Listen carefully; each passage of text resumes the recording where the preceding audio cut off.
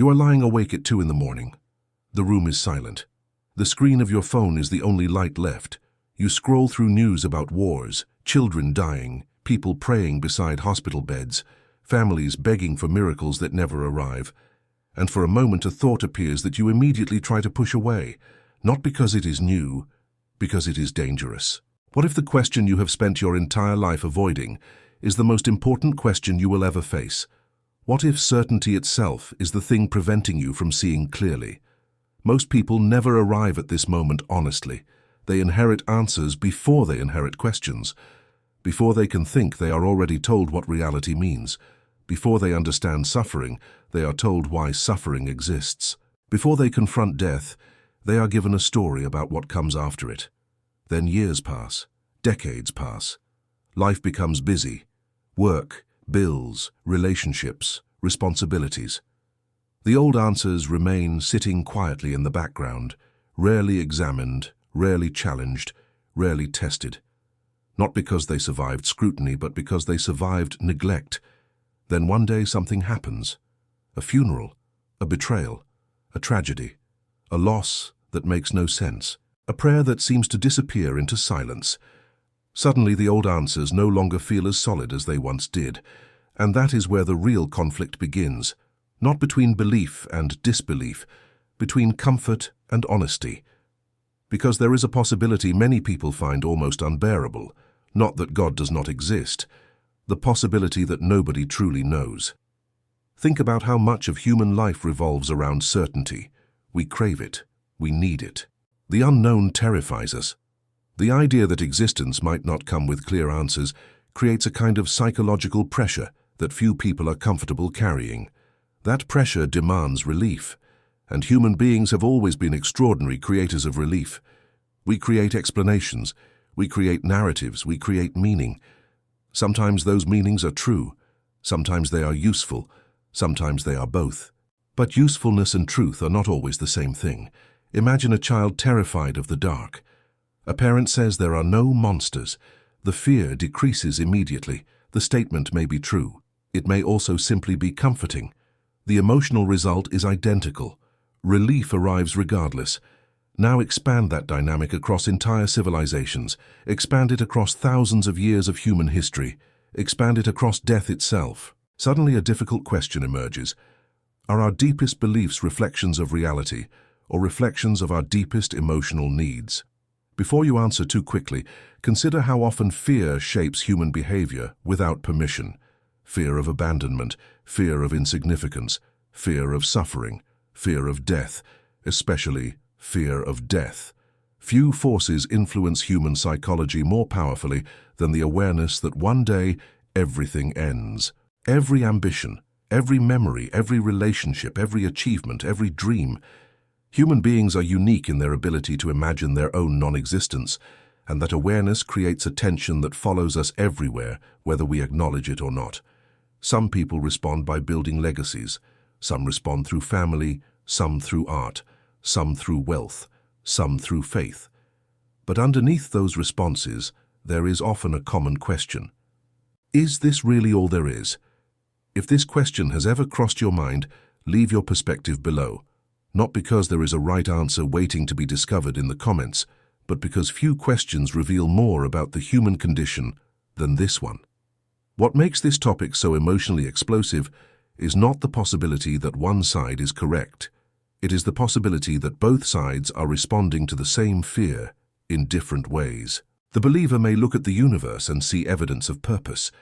The skeptic may look at the same universe and see evidence of randomness, yet both are staring into the same mystery. Both are trying to make sense of existence. Both are trying to understand suffering.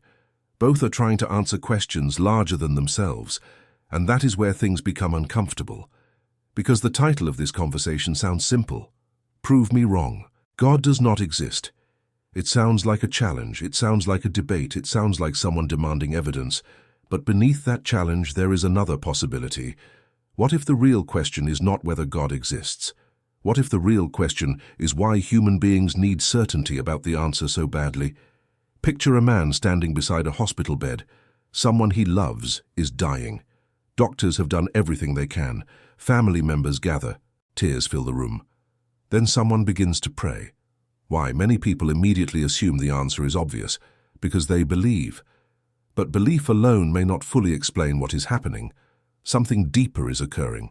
Prayer creates a sense of connection, a sense of agency in a situation defined by helplessness, a sense that suffering has context, a sense that the story is larger than the moment. Whether one views that as evidence of divine reality or evidence of human psychology depends largely on assumptions already held beforehand. That realization creates another uncomfortable tension. Human beings are remarkably skilled at interpreting reality through the lens of prior beliefs. We notice evidence that supports our conclusions. We overlook evidence that challenges them.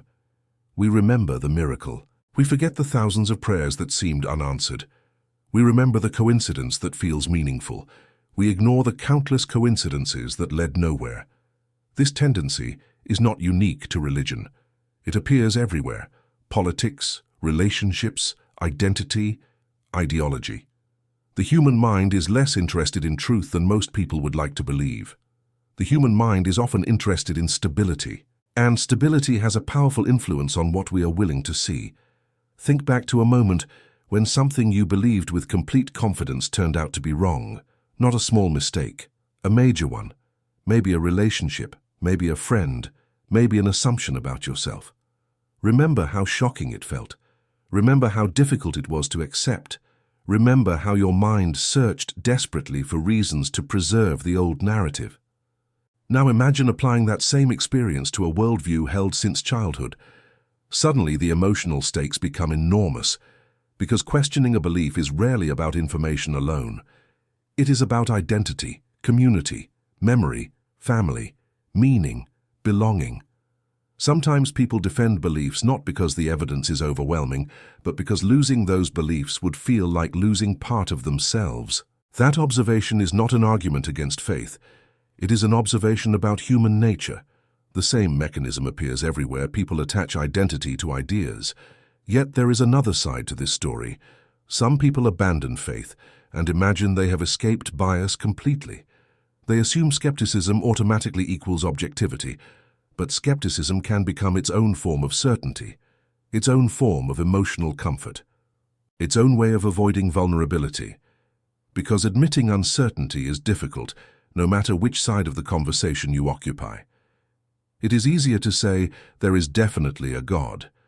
It is also easier to say there is definitely not a God. The harder position may be admitting that reality is larger than our confidence.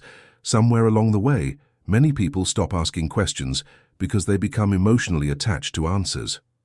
The danger is not belief. The danger is becoming unable to examine belief. The danger is not doubt. The danger is becoming unable to examine doubt. And perhaps this is where the conversation becomes most personal, not philosophical, personal.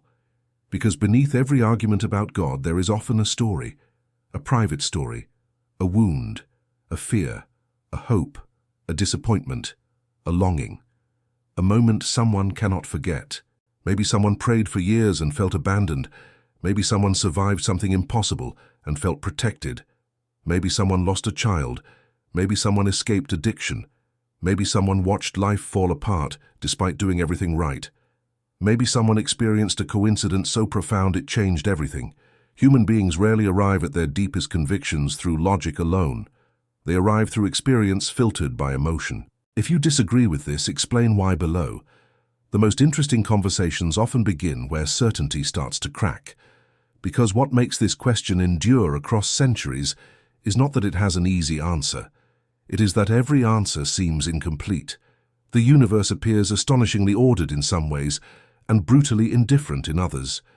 Beauty exists, so does horror. Love exists, so does cruelty. Meaning feels obvious on some days and impossible on others. Every worldview eventually encounters mysteries it struggles to explain. Every framework reaches a boundary. Every explanation runs into another question waiting behind it. And maybe that is why this topic refuses to die, not because humanity is moving closer to final certainty, but because humanity keeps encountering the same unanswered tension generation after generation. A tension that begins when a person looks honestly at existence and realizes something unsettling. The deeper they look, the less simple everything becomes. And what comes next is where the conversation becomes even more uncomfortable, because the strongest arguments people usually reach for are often not the ones actually driving their beliefs. The reasons we claim and the reasons we feel are not always the same thing. And once that realization enters the room, it becomes impossible to look at this question in quite the same way again. Imagine sitting across from someone who believes the exact opposite of what you believe, and instead of arguing, both of you are required to answer one question with complete honesty. Not what evidence you find convincing, not what arguments you think are strongest, not what books you have read or what experts you trust, just one question. What outcome are you emotionally hoping is true? Suddenly the conversation changes, the atmosphere changes, the confidence begins to crack, because many of the beliefs people defend publicly are connected to private desires they rarely admit even to themselves. The person who desperately wants God to exist may not simply be responding to evidence. They may be responding to the unbearable thought that consciousness ends forever. The person who desperately wants God not to exist may not simply be responding to evidence either. They may be responding to the fear of judgment, authority, obligation, disappointment, or the possibility that the universe contains demands they would rather not face. Human beings are complicated. We like to imagine ourselves as rational creatures following facts wherever they lead, but our emotional lives often pull the steering wheel long before our intellect arrives to explain the direction. Think about a memory from childhood, a moment when you believed something completely. Maybe it was a story told by your parents, maybe it was an assumption about the world, maybe it was a belief about what life would become. At the time, it felt obvious, natural, certain. Then reality arrived, experience arrived, time arrived, and the certainty dissolved. Not because you became less intelligent, because you became more aware of complexity. That pattern appears throughout life. Children see simplicity. Adults encounter contradiction. Yet there is a strange irony hidden inside this process. As people grow older, many become uncomfortable with uncertainty again. They begin searching for solid ground, something fixed, something permanent, something capable of surviving chaos. The reason is understandable. Life has a way of exhausting certainty. A marriage fails despite sincere effort. A loved one dies unexpectedly. A dream collapses. A diagnosis arrives. An accident changes everything in a single afternoon. Suddenly, reality feels less predictable than it once did. And when unpredictability grows, the desire for meaning often grows with it. This is one reason suffering sits at the center of so many conversations about God. Not because suffering automatically disproves anything, not because suffering automatically proves anything, because suffering exposes the deepest assumptions people hold about existence. Imagine two individuals experiencing the exact same tragedy. One emerges convinced that the experience strengthened their faith. The other emerges convinced that the experience destroyed it. The event was identical. The emotional impact was different. The interpretation was different. The conclusion was different. Why? That question deserves more attention than it usually receives. Because interpretation is where much of human reality is constructed. Consider how often people look backward and create narratives that make their lives feel coherent. They connect events. They identify lessons. They discover patterns. They build stories. The human brain seems almost incapable of leaving randomness alone. It wants connections. It wants explanations. It wants purpose. Sometimes those patterns may reveal something real. Sometimes they may reveal something about the observer. Distinguishing between the two is often far more difficult than people assume. Picture a woman who narrowly survives a car accident. She believes she was protected for a reason. Another person survives a similar accident and concludes they were simply fortunate. Neither individual has direct access to ultimate reality. Both are interpreting experience through a framework that already exists inside them. This does not make either person dishonest. It makes them human. And perhaps this is where one of the most uncomfortable possibilities emerges. What if many of the arguments people have about God are actually arguments about meaning?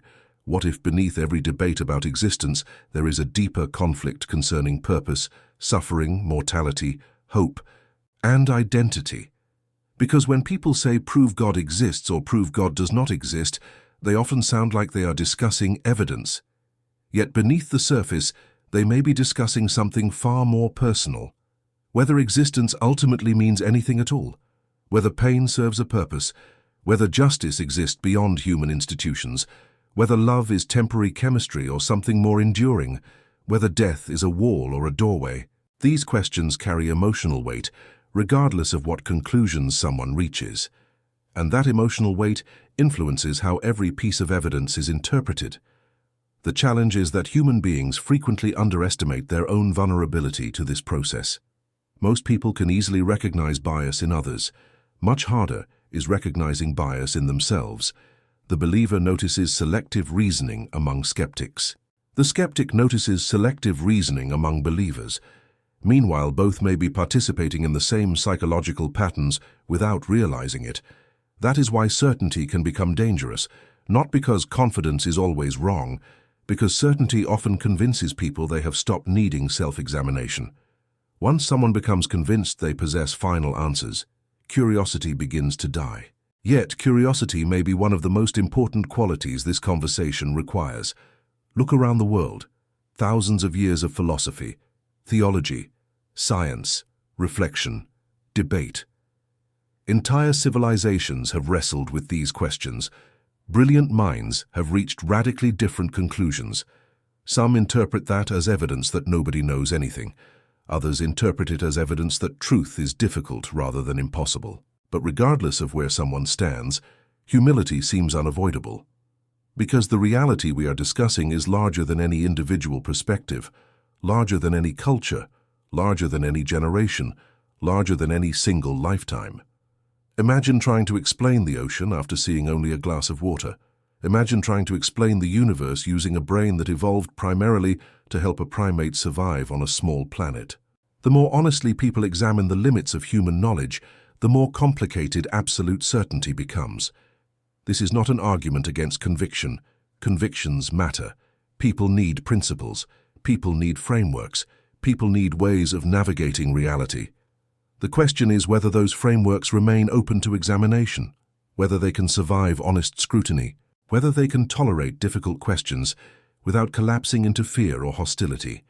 Because fear plays a larger role in this conversation than many people realize. Fear of being wrong, fear of losing community, fear of losing identity, fear of losing meaning, fear of discovering uncomfortable truths.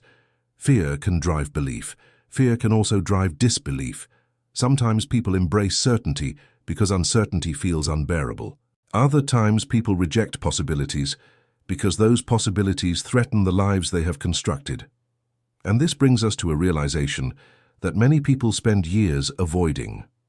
The debate about God is rarely happening only in books, podcasts, debates, or philosophical discussions.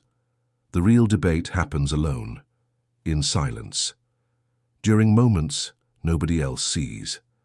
It happens when a person stares at a ceiling at 3 in the morning. It happens after funerals. It happens after heartbreak. It happens during personal crises. It happens when success finally arrives and still fails to provide the fulfillment that was promised. It happens when someone achieves everything they thought would make them happy and discovers a strange emptiness waiting on the other side. Because eventually most people encounter a question that cannot be solved through distraction. What exactly is all of this for? Money can postpone the question. Entertainment can postpone the question. Achievement can postpone the question. But sooner or later, the question returns. And when it returns, people often discover that their beliefs about God are deeply intertwined with their beliefs about themselves. Someone who believes life has objective meaning may experience suffering differently than someone who believes meaning must be created. Someone who believes consciousness survives death may experience grief differently than someone who believes death is final.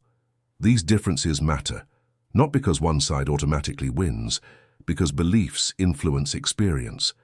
The stories people tell themselves shape the way reality feels. Yet another uncomfortable possibility waits just beyond this realization. What if the strongest challenge to certainty is not evidence from outside? What if the strongest challenge comes from within? What if the deepest conflict is not between belief and disbelief, but between what people claim to know and what they actually know? Because if a person strips away tradition, identity, fear, social pressure, cultural expectations, personal hopes, and emotional needs, what remains? That question sounds simple until someone genuinely attempts to answer it. And when they do, they often discover something unsettling. Many of the assumptions they considered obvious are resting on foundations far less stable than they imagined. The next realization is even more difficult, because it forces us to confront the possibility that the search for certainty itself may be hiding something far more important than certainty. Something most people overlook entirely until they are forced to face it. There is a moment that arrives in almost every human life, although many people spend years trying to outrun it. It does not announce itself. It does not arrive with dramatic music or some obvious revelation. It appears quietly, sometimes while driving home after a long day, sometimes while staring through a window during a storm, sometimes while sitting beside someone you love, sometimes while standing alone in a crowded room. It is the moment when you realize that no matter how much information you gather, no matter how many arguments you memorize, no matter how many experts you listen to, there are questions that remain larger than you. And for some people, that realization feels terrifying. For others, it feels strangely liberating, because all this time they believed they were searching for an answer, when in reality, they may have been searching for permission. Permission to stop pretending certainty was available. Permission to admit they do not know. Permission to explore without fear. Permission to question without guilt. Permission to wonder without immediately rushing toward a conclusion. Think about how much energy human beings spend defending positions. Entire friendships end over ideas. Families divide over beliefs. Strangers attack one another over worldviews they inherited long before they were capable of evaluating them. Yet beneath all that conflict sits a remarkable truth. Every person involved is confronting the same mystery. Every single one. The believer, the skeptic, the atheist, the agnostic, the deeply religious, the deeply doubtful. They all wake up beneath the same sky. They all experience love. They all experience loss. They all watch people grow old. They all face mortality. They all struggle with uncertainty. They all wonder what happens after death. They all wrestle with meaning in one form or another. The surface arguments may differ, but the underlying human experience is remarkably similar. Perhaps that is why the title of this conversation creates such a powerful emotional reaction. Prove me wrong. God does not exist. On the surface, it sounds like a challenge directed outward, but there is another way to hear it, as a challenge directed inward, a challenge to every assumption, a challenge to every certainty, a challenge to every story we tell ourselves about reality. Because if we are honest, most people are not actually asking for proof. They are asking for reassurance. They want reality to make sense. They want existence to feel coherent. They want suffering to have meaning. They want justice to matter. They want love to endure. They want death to be understandable. They want answers large enough to quiet the anxiety that follows them through life. And there is nothing shameful about that. The desire for meaning may be one of the most human things imaginable. The problem begins when the desire for meaning becomes stronger than the desire for truth, because then something subtle happens. Questions become threats, curiosity becomes dangerous, doubt becomes an enemy, reflection becomes uncomfortable. The search ends before it truly begins. Yet history is filled with people who discovered something profound, precisely because they were willing to sit inside uncertainty longer than everyone else. They resisted the temptation to grab the nearest comforting answer. They allowed difficult questions to remain open. They accepted ambiguity. They tolerated tension. And in many cases, that willingness transformed the way they understood themselves and the world. Imagine standing at the edge of the ocean at night. The horizon disappears into darkness. You cannot see where the water ends. You cannot see what lies beyond. Some people respond by inventing certainty about what exists in that darkness. Others respond by insisting there is nothing there at all. But a third response is possible, looking into the darkness and admitting that the mystery itself deserves respect. That position is often misunderstood as weakness. In reality, it may require more courage than either certainty. Because certainty provides shelter. Mystery does not. Mystery forces a person to remain exposed, and exposure is uncomfortable. Human beings crave closure. We crave finality. We crave conclusions. Yet some of the most important realities in life resist being reduced to simple conclusions. Love does, consciousness does, existence does, meaning does, the experience of being alive itself does. Perhaps the greatest mistake people make is assuming that uncertainty automatically diminishes meaning. Maybe the opposite is true. Maybe meaning becomes deeper when it is chosen rather than guaranteed. Maybe wonder becomes more powerful when it is not forced into rigid conclusions. Maybe the search itself contains value independent of where it ultimately leads. Consider the most transformative conversations you have ever had, the ones that changed you, the ones you still remember years later. Were they always conversations that delivered neat answers, or were they often conversations that introduced better questions? Questions that stayed with you, questions that challenged assumptions, questions that forced you to see yourself differently. The reason this topic continues to fascinate humanity, generation after generation, may be because it operates exactly this way. It refuses to stay contained inside simple categories. It reaches into psychology, philosophy, identity, mortality, purpose, fear, hope, love, suffering. Every attempt to isolate it eventually runs into something larger, and perhaps that is the realization hiding underneath everything we have explored.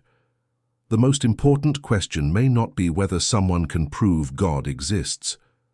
The most important question may not be whether someone can prove God does not exist. The more unsettling question is what happens inside a human being when they genuinely confront the possibility that reality is far bigger than their current understanding.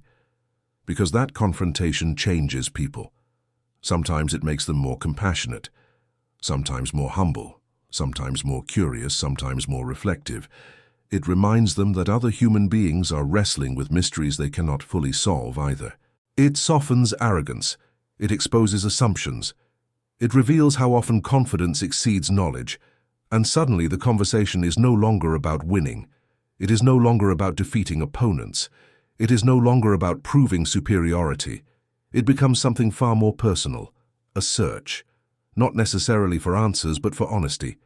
Honest examination, honest curiosity, honest reflection, honest acknowledgement of what we know and what we merely assume. There is a reason so many people avoid this level of reflection, because it removes the comfort of easy certainty.